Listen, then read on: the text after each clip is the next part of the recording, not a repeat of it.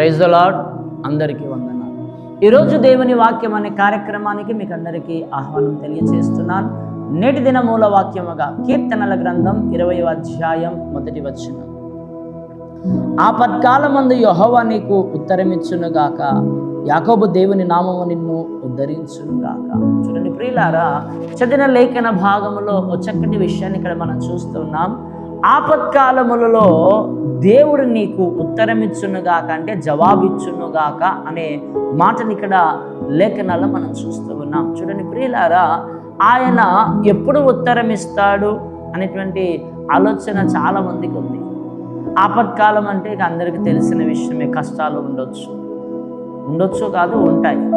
వాటినే ఆపత్కాలం అని అంటారు. ఈ ఆపత్కాలము ఒక్కొక్కరికి ఒక రకంగా ఉంటుంది. కొంతమందికి ఇంట్లో కష్టాలు ఉంటాయి, కొంతమందికి ఉద్యోగంలో కష్టాలు ఉంటాయి, కొంతమందికి వ్యవసాయంలో కష్టాలు ఉంటాయి, కొంతమందికి వ్యాపారంలో కష్టాలు ఉంటాయి, కొంతమందికి వారికి ఉన్నటువంటి బంధవ్యాలను బట్టి వాళ్ళకు అలా ఉంటాయి. అనారోగ్య కష్టాలు, ఆర్థిక కష్టాలు, ఇలా రకరకాల కష్టాలు మానవుడి రోజు ఎదుర్కొంటూ ఉన్నాడు. కొంతమందికి స్కూల్కి వెళ్ళాలంటేనే కష్టం, ఎందుకంటే సరి అయిన జ్ఞానము, ఆలోచన, అవగాహన లేక వాళ్ళు బాధపడుతుంటారు. ఎగ్జామ్స్ వచ్చాయంటే బాధపడుతూ ఉంటారు.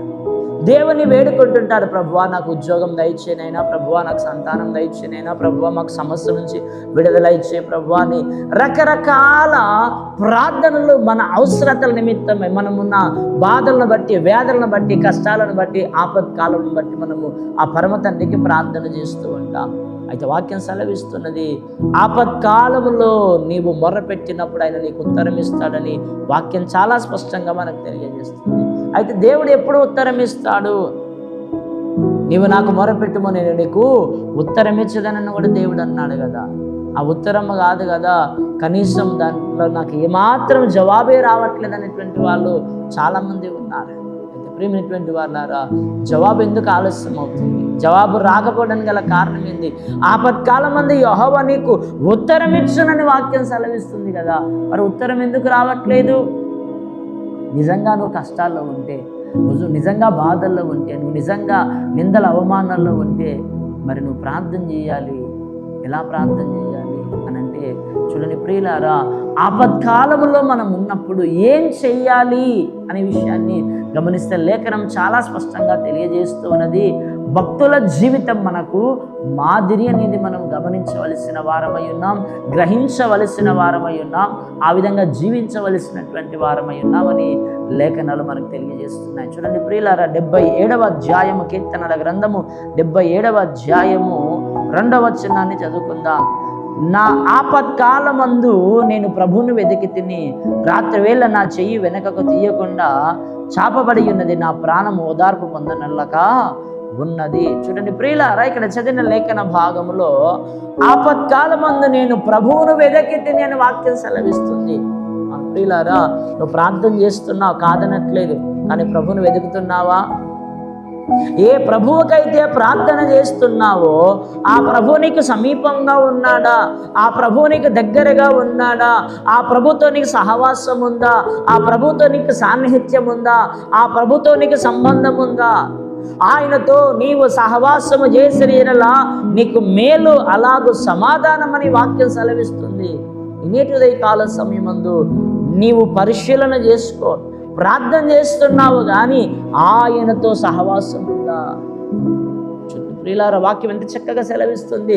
కీర్తనకారుడు దావీదు మహారాజు కానీ, భక్తులు కానీ చాలామంది వారికి వచ్చినటువంటి ఆపత్కాలలో వాళ్ళు దేవుణ్ణి వెతికారు. మనకు వచ్చిన ఆపత్కాలాలు మనం ఎవరిని వెతుకుతున్నాం? దేని వెతుకుతున్నాం? ఎక్కడ ఎవరు దొరుకుతారని మనుషులను చూస్తున్నామా?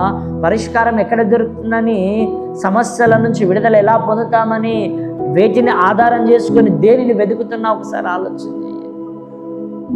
నాకున్న సమస్యకు ఏ మందిరానికి వెళితే, ఎక్కడికి వెళితే, ఏ సేవకుని దగ్గరికి వెళ్తే నాకు పరిష్కారం దొరుకుతుందని ఆలోచిస్తున్నావా? ప్రియులారా, వాక్యం సెలవిస్తున్నది చాలా స్పష్టముగా. ఇక్కడ ప్రభువును వెదకి తిని అని అంటుంది లేఖనం. నువ్వు దేవుని వెదకాలట, వెండిని వెతికినట్లుగా దేవుని వెదకాలట. చూడండి ప్రియులారా, భూమిలో నుంచే మనకు తాగనీరు వస్తుంది, భూమిలో నుంచే ఉప్పు నీరు వస్తుంది, భూమిలో నుంచే డీజిల్ వస్తుంది, పెట్రోల్ వస్తుంది, భూమిలో నుంచే కిరోసిన్ వస్తుంది, భూమిలో నుంచే వెండి బంగారములు మనకు వస్తూ ఉన్నాయి. చాలా మంచిది. అయితే అవి ఎలా దొరుకుతాయి మనకు? వాటిని మనం ఎలా పొందుకుంటాం అంటే దాని లోతుకు వెళ్తేనే మనకు దొరుకుతుంది.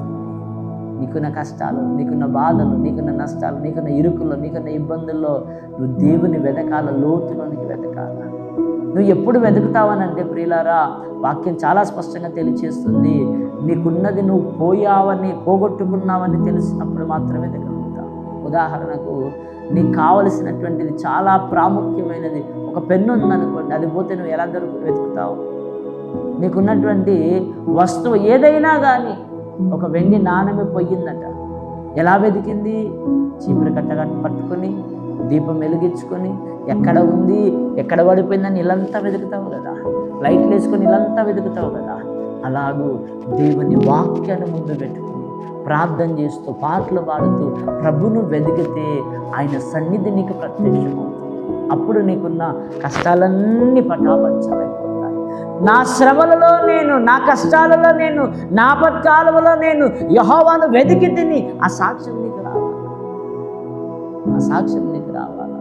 ఆ సాక్ష్యం నీకుందా? ఈ శ్రమలలో ప్రభును వెతుకుతున్నావా? మనం ఒకటే మాట పట్టుకుంటాం, ఏంటిది?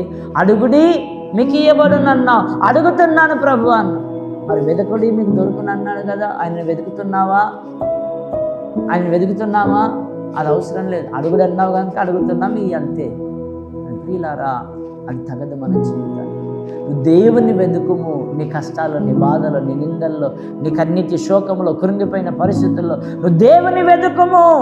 ఆయన నీకు ప్రత్యక్షమవుతాడని వాక్యం సెలవిస్తుంది. చూడండి, ఇదే కీర్తనల గ్రంథం 86వ అధ్యాయము 86వ అధ్యాయము 7వ వచనాన్ని చదువుకుందాం. 7వ వచనాన్ని చదువుకుందాం.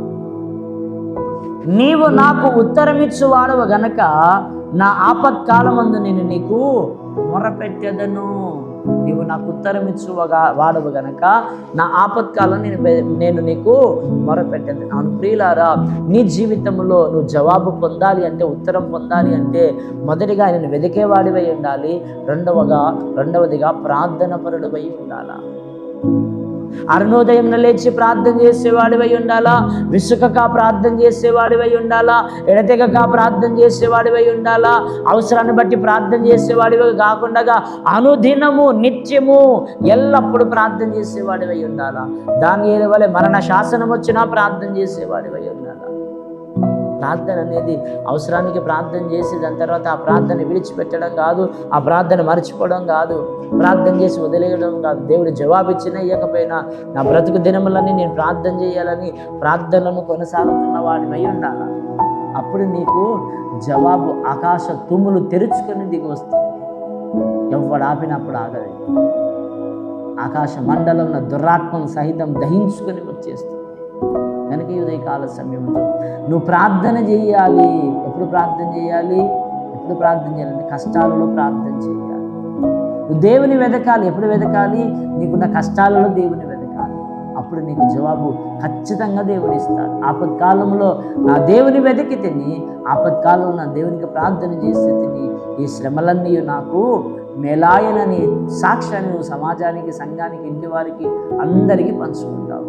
అతి భాగ్యము దేవుడు మనకి ఇచ్చినట్లుగా మన శ్రమలలో దేవుని వెతుకుదాం, మన శ్రమలలో దేవునికి ప్రార్థన చేద్దాం. దేవుడు అద్భుతమైన విజయాన్ని మనకి ఇస్తాడు. అతి భాగ్యం దేవుడు ఇచ్చింది గాక మనందరికీ. ఆమేన్. ప్రార్థన చేసుకుందాం.